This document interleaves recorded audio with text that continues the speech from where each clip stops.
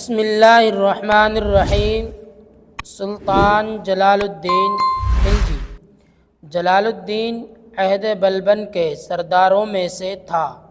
جب بلبن کا پوتا کیقوباد میں نوشی کی کثرت سے لقوہ اور فالج میں مبتلا ہو گیا تو جلال الدین تخت شاہی پر جلوہ افروز ہوا۔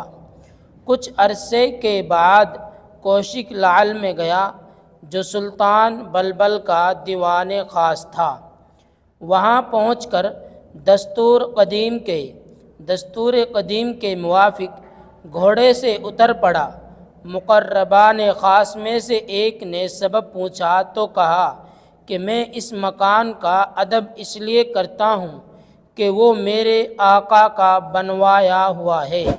مجھے اپنی جان کے خوف سے مجبوراً بادشاہ بننا پڑا۔